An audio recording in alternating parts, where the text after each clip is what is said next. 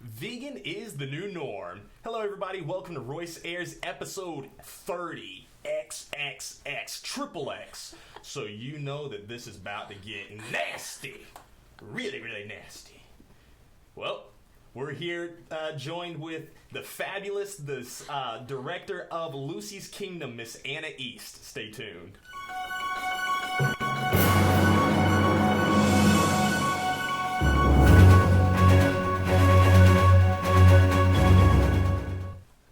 Hello, everybody. I'm in frame now. Kind of funny.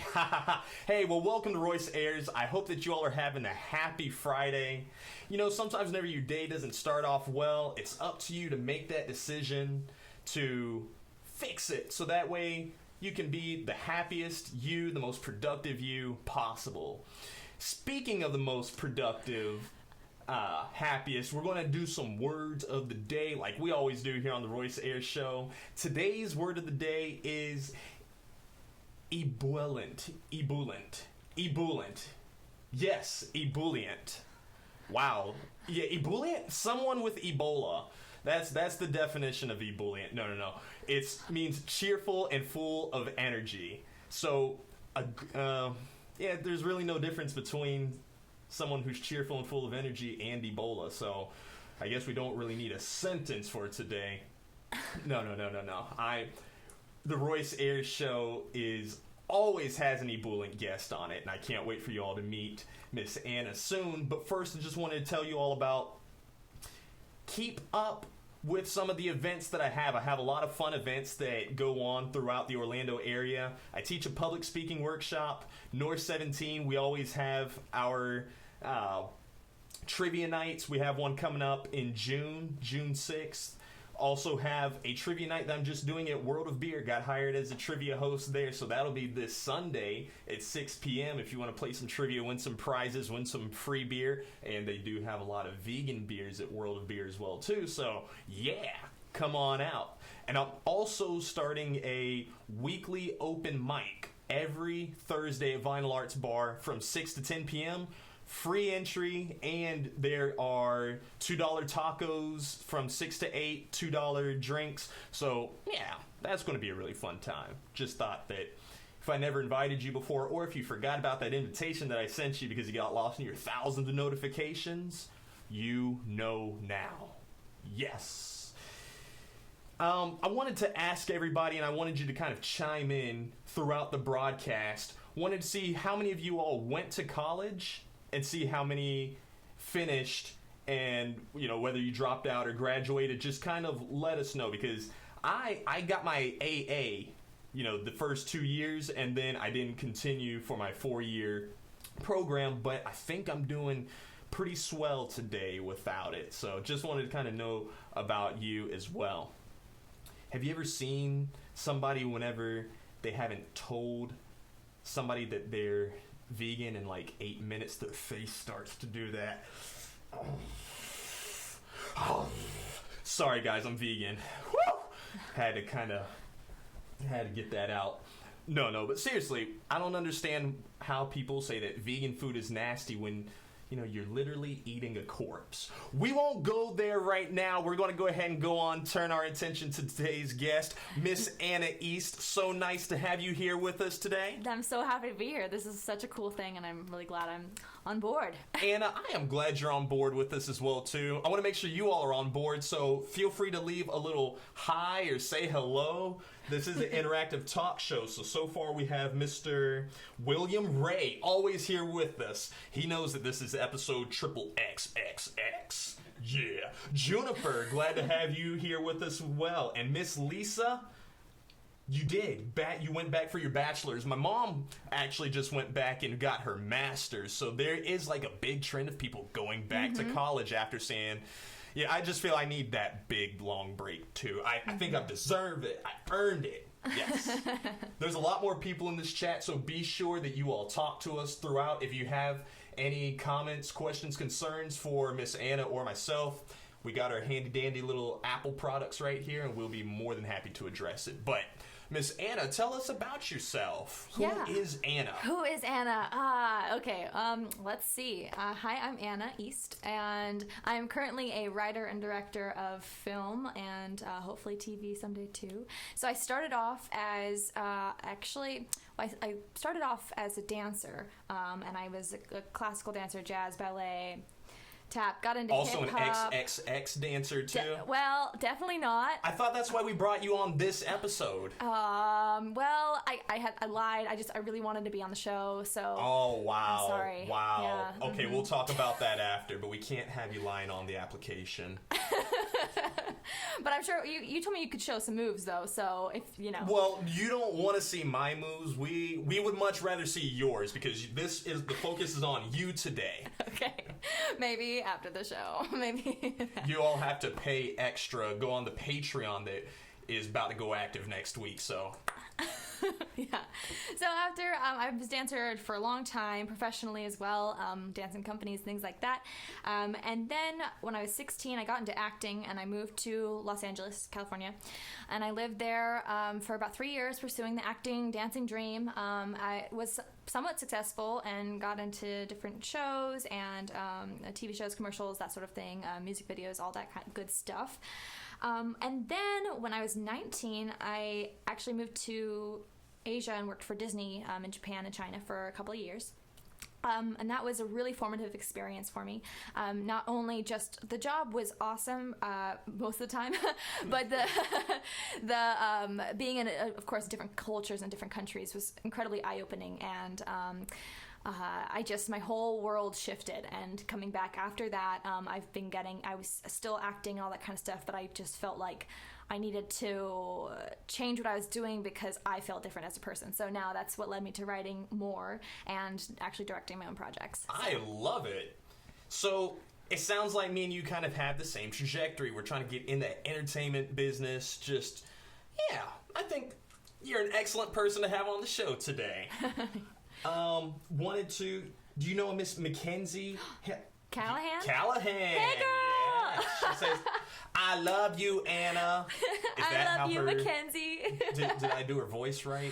It's pretty close, yeah. Okay, yeah, good. Pretty close. Okay, Mackenzie, I'm so glad you're here with us today. And you also have, Jennifer East. That's a familiar last name. It's my mom. That's your mom? Does your mom sound something like, all right, I'm so happy? That's her when she's really excited. Okay, I'm really good with impressions just in case. I'm glad you can see that. Well, I actually wanted to ask you a question. I want to talk more about your passions and everything, but I gotta know, are you vegan yet? I am. Are you vegan yet? Well, I am, but are you vegan yet? You can answer in the comments. So, what started you along your vegan journey? How did that all start off? Okay, so it's got a long time. I'll shorten it down for you, but basically, it started first when I was a kid and we couldn't really afford much meat, so we would have it sparingly, and I think that really helped me when I chose to become pescatarian, then vegetarian, then vegan, knowing that I really didn't have to live off of a lot of meat. But so when I was 12, I started having these body issues and everything, with skin and all that inflammatory type stuff, digestive issues, and I've always been lactose intolerant, so that was always a thing. But I just started learning from nutritionists and different doctors, maybe you shouldn't eat these foods, maybe you shouldn't eat these foods, and it happened to be a lot of animal products. And then when I had then gone pescatarian for a while when I was living in Japan. Then I came back, and during some sort of formative time, I was vegetarian for a little while, and then I saw Cowspiracy, and that was the point that just a light bulb went off, and I was like, I can't continue eating, I'd eat cheese almost out of guilt for other people sort of thing, but I was like, you know what, and it made me feel sick, but I would still do it out of a social thing. But I was like, you know what? I'm just not going to do this anymore because I consider myself an environmentalist, and not only do I care about the animals' well-being, and that was always a thing for me, but that difference of knowing that I can't truthfully say I'm an environmentalist if I'm still contributing to this problem. Exactly. Yeah. I wish that a lot of people don't want to label themselves as environmentalists because they think about it being that hippy-dippy or just kind of have this stereotype about it. But I see being an environmentalist as being just a responsible adult who cleans up after themselves, and that's it. Yeah, You're reducing your waste, energy. Well, and the thing about it is that it actually ties right into the reality and the future of every single person on the planet. It's not like, being an environmentalist is like some far out thing. It's right here and right now, and it's happening, and every day our choices that we make affect the world around us. And it's not just our choices with what we're throwing away, but also with what we're buying and what we're telling, consumer, like capitalism and stuff, like what we want. And so that it all plays together, and also just the whole future of the whole world. We're going to be around for a while, and we have to deal with what choices we're making today. See, I love it how once you got the education from Cowspiracy, as far as everything else that was going on, you then made the right decision. You said, I'm not going to contribute to that. Even a lot of people will say, whenever I'm out with my family, my friends, I can't give it up. But yes, you can. You don't ever put a chemical or a substance above your own willpower. Because then, now you're just saying, I'm addicted, and it sounds... We have places for people like that, so... Yeah, well, and, like, one thing I gotta give a shout out to my mom, because she's actually the one that told me, when we watched it together, Cowspiracy, and she was like, Anna, I think that if you want to call yourself this, you need to switch, which was really cool. So thanks, Mom, because honestly, it's because you said that. Thank you, Mom. Seriously, Jennifer East, thank you. Yeah. I wish that my mom and I could have that same sit down together, but she's not on board with it yet. I think it would take just kind of showing her, like, hey, so this is what's really going on. Let's talk about it afterwards. Let's talk about it, yeah. And I think that's a big thing, too, is just talking about it, not putting pressure on people about it. You have to make the choice for yourself, but it's, when the facts are there, it's just like, well, and I think you said something about making a choice, like, or not putting something above your willpower. When we can't control a lot of things in our life. But for the most part, we can actually control what we put into our mouth, and so that's one thing I learned. It's like, if you can kind of not take control, but just get a good handle on what you're actually eating and what you're feeding yourself, then that's something that you really can change and make a difference with. Man, Anna, you are the perfect lady to make movies. Hey! Let's talk about it. So, Lucy's Kingdom, what inspired this project? Oh, man. Okay, so a few things. But actually, the first thing that happened was I was at my friend Nicole's going away party, and she now lives in Africa, in Zambia, which is, she's having a really cool experience, though. So I went to her going away party, and the day after, we went through this nature walk in Laurie Wilson Park in Cocoa Beach, Florida. And it was beautiful. It was like this place that I had actually grown up going to, and I hadn't been back in like 8 to 10 years. But I walked through and I was like, wow, this is gorgeous. Like, I could imagine someone running through this in a movie being shot here, right? Then I was in I'm in college right now at UCF, and I was in a film class, and there was a film competition going on, and they had a contest for 5 minutes of the film, a 5-minute film that you could submit and work on and, make in a week. Make 5-minute film in a week. And I was like, I'll write something for that. Let's see if I can get a team together. So I had watched a film in class that was, the main character's name was Lucy, and it was like a silent film. And so when I left that class, I was thinking to myself, if I was to write a story about, I forgot this part. I also had an imaginary friend named Lucy when I was a little kid. Okay, when you were a kid. Yeah, when I was like a little kid, I had an imaginary friend named Lucy, and then I actually named my doll Lucy, like a doll of mine named Lucy. So that was why when I saw the film and I was like, oh, Lucy, like watching this Lucy character, I was like, if like my imaginary friend Lucy from when I was little was a real person, who would she be? And so that mixed with the Laurie Wilson Park experience, mixed with my kind of, my whole kind of mission right now, or my goal and what I want to do with my life is to make film and content that really helps inspire and motivate people to live a more connected and responsible lifestyle and just become more empathetic and aware of other cultures and all these different things, right? Just be good humans, right? And so this is kind of like my first step.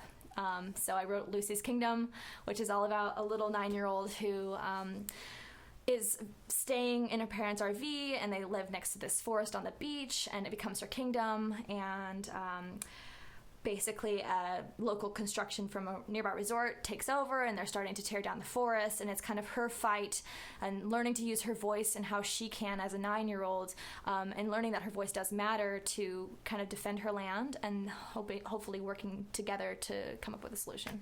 Wow! So I like how you drew inspiration from so many different facets of your life and said, here's my gift to the world.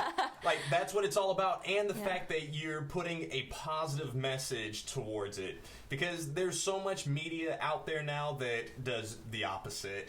And it's so annoying. But that was a reason why we wanted to bring you on here, is sees that you have a similar mission and goal. Yeah. That, you just literally want to make people better human beings.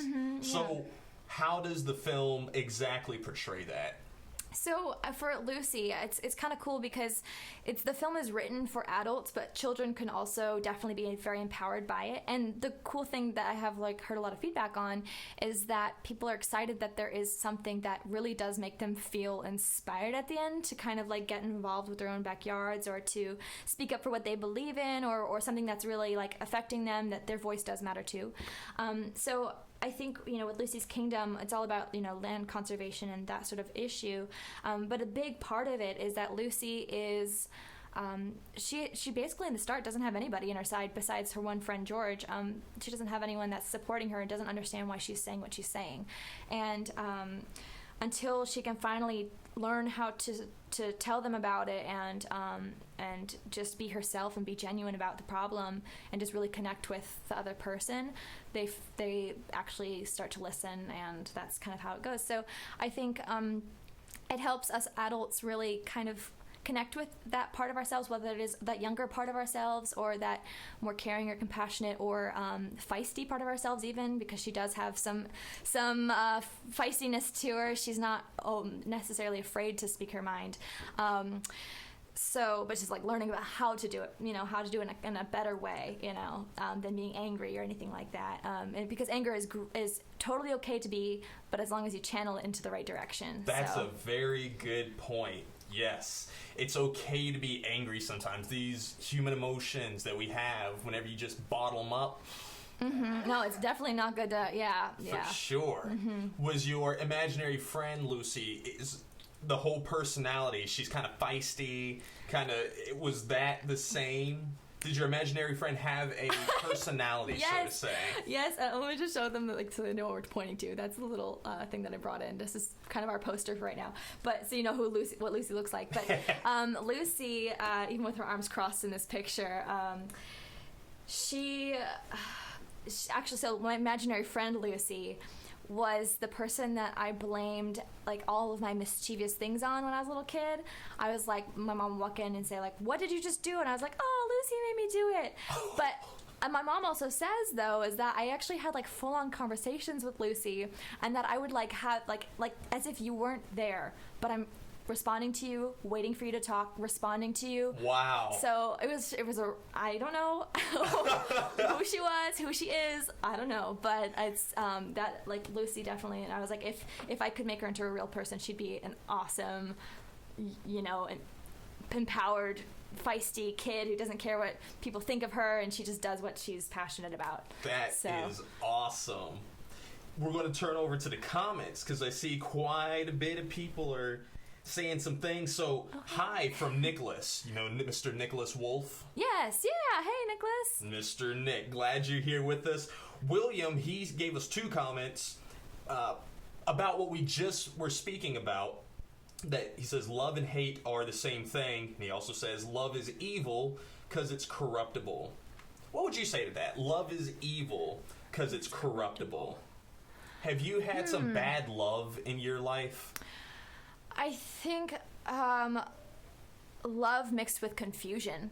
That's a big part of it. I think my idea of love itself is something that is expansive and that it is what is innately like deep inside of us, and I think that then that's mixed with confusion, and it's a passion too. It's a very powerful thing, but when it's confused or emotions or misdirections get involved with it, I think that it can turn into something bad. There's definitely you hear about if like different like abusive relationships or things like that, where it's definitely like it's meant to be this love, but it's really obviously not good at all anymore. So that's like an interesting sort of thing, but I think that like at the root of it, though, like the base of what love is not the same, or not maybe not the same as hate as far as powerful energy, but it's not the same as confusion over top of love. If that makes sense. I think what would make a lot of sense. Oh, he said good answer. Somebody who loves you says that Roxanne is with them at the moment as well too, watching. So hello, Roxanne. Hi, glad Roxanne. You're here with us. Yes. So how long have you been vegan? I've been strictly vegan. I can't even say like how long that's been. I know that it's been about 3 years that I've made the choice I'm going to be vegan. And then it was kind of like a journey of I think a lot of whenever I would eat, I had like a fish a couple of times, like cheese and eggs, that sort of thing. I've never had meat again. I've never wanted meat again. But when I have done that... Never had meat again in 3 years? Yeah, I don't think I have, and if I have, I didn't know I was eating it. Like I got something from Taco Bell the other day, and I told them beans, and they put beef in it, but it was like halfway through, and I was like halfway eating my Taco Bell, and then I ate some beef, and that was real gross to me. Because I was just like, what is this? Oh man, cut the film. We gotta take two. No, it's fine. Same thing has happened. Well, I've noticed, because I smelled it right before I put it in my mouth in Taco Bell. I'd ask for no beef, sub beans. Okay, this is meat. And then I just... Is it even meat, though? No, I didn't eat it. I gave it to some of my coworkers at the time, and I was like, here you go. I felt like, honestly, that I was just taking out the trash. It was a really bad feeling. And there's that thing too, like not wanting to be wasteful and like all that kind of stuff too.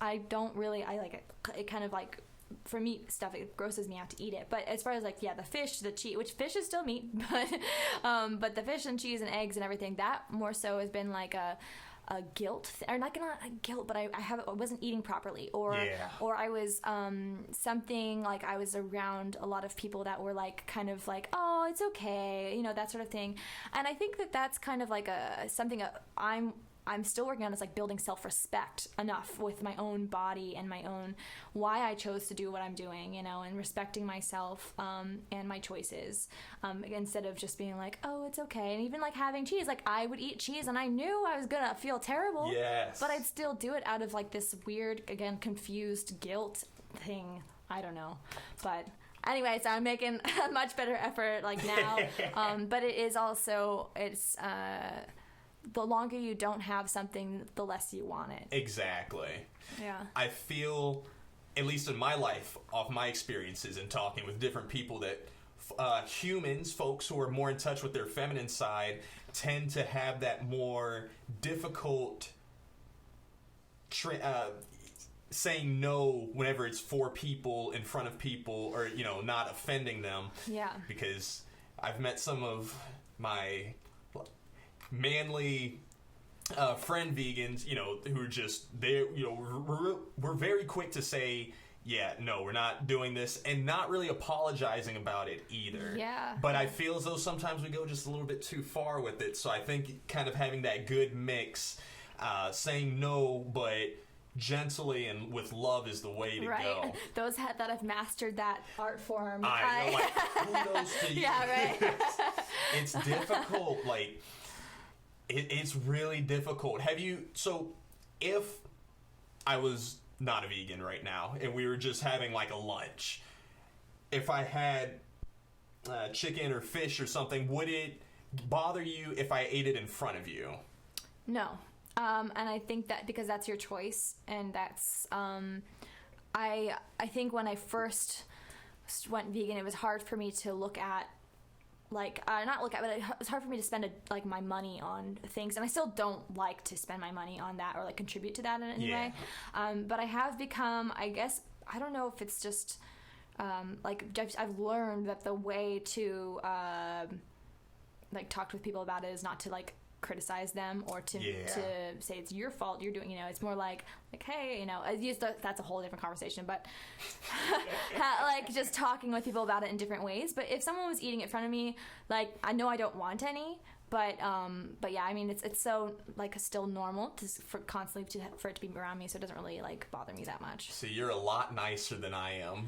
This is where we need to kind of straight a little bit, because at one point I said, it's fine, it's your choice, I'm not going to bother you about it. Now it depends. If it's in my house, if I invite people over, there's a reason why there's always, vegan trivia night or vegan whatever, because I want you to know that, yes, there's going to be food here. Everybody can eat the vegan food. Don't bring any of your food, like any corpse here.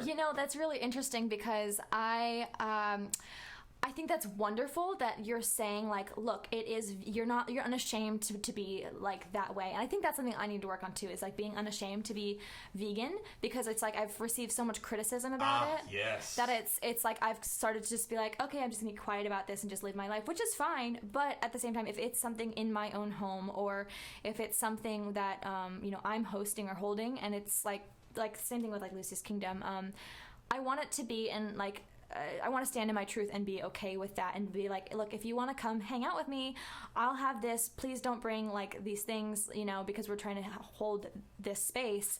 But like that doesn't mean we can't be friends. Exactly. That doesn't mean we can't be. And that's it's why just food. That's what I try to say, that we can still. You're more than welcome to come over. You can eat your McDonald's before you get here. You can eat it out in the driveway if you want. Don't eat it out in the driveway. But you can if you want. Yeah. Just don't bring it around me. Or if I know that I'm going to be going out with like family members or so, I let them know, hey, so let's try this restaurant. And most people... I was a salesman in a past life, so it's a lot simpler for me to kind of sell them on, hey, this is why we should go here. And then they think about it and like, well, yeah, sure, why don't we give it a shot? Yeah. So things like that, I try to be prepared. There's always cases, of course, that can't always happen, but for the most part, yeah, just kind of being proactive about it. I apologize, Constant. I keep feeling my foot bump up against the hearing the little... Miss Callahan actually said, I am someone who believes in absolutely everything you all are speaking about. I have tried several times to be vegan or vegetarian, but I can't seem to stick with it. What are some small steps someone can take to begin this journey to help out only the animals and the environment and ourselves too? So I'm going to let you take that one first. Okay, so one question I have is, I'm not sure if, I think you do maybe do some food prepping, Mackenzie, but if you don't, that's something that when I'm first starting, it's if you've got a busy week and your default is to go grab some chicken or to grab a piece of cheese or whatever, it's really great to food prep. Another thing that I really recommend, if you have your own fridge, is to only fill it with vegan food, because then you're only eating vegan stuff. And I think, like, again, I know you love nutrition and exercise, so even for me, like, I'm trying to now work on getting a bit better nutrition. Not that I've, like, the whole protein question, that's really not a big issue for me. It's more so, am I getting complete, like, vitamins and minerals? Because I have my way, I do a lot of, like, chops and stir fries and roasting and that kind of stuff, and I actually find that it's really easy. And then I also, like, earlier today, I had Gardein, one of their meat substitute things, right? Because I was in a rush, and I just, like, threw that into my toaster oven and did some stuff, came back and ate those with, like, some vegetables. And so, like, that's fine too, it's and those are easy. It just depends on how much time you have to put into something, how simple or how fancy you want to eat, because you can definitely eat simply very, very easily. You're just kind of throwing stuff together, putting some yummy flavors in it with vegetables, spices, olives, nuts, whatever, and then, it's really, yeah. I wish we should have a conversation about it, Mackenzie, because we should talk about it sometime on the phone or something, or in person. Because it's definitely like a ever changing thing for me, and I'm not even a huge cook, but I love to cook when I have time. But yeah. Listen to her. My word of advice for you would be to jump in some of the social media vegan groups. Mm-hmm. It's one of the easiest ways to meet other people and ask a whole slew of questions, and know whenever there are different pop-ups and events. Even like there's one today on Woke. She's having a really good pop-up. I'll be emceeing the event, so but on Woke has great food with the sultry twist. Yeah. And then we have one last question with your mom. Hey, Mom. She says, how can we support you and your film? Oh, okay. Well, that's a great question. Thanks for asking. So the best things that you can do right now, we're actually crowdfunding, and we're spreading the word about the film. It's shooting in late June, which now it's June. Oh my gosh. But yeah, if you go on to Lucy's Kingdom, we have a link. It's seedandspark.com/fund/Lucy's Kingdom, and I think we'll have it in the comments. That's the best way. If you can just follow the campaign page, it's an easy hit on the follow and there's a heart next to it. We need 250 followers to unlock like grants, post-production help, basically huge open doors for us as a film to get it made. And then if we can get to 500, that'd be amazing, but we'll start with 250. And then also, if you can help us in any way to get this film funded, it'll come back to you tenfold. We've got really cool prizes and incentives and things like that on our crowdfunding page. But that's what we're doing, and I hope you can help us out.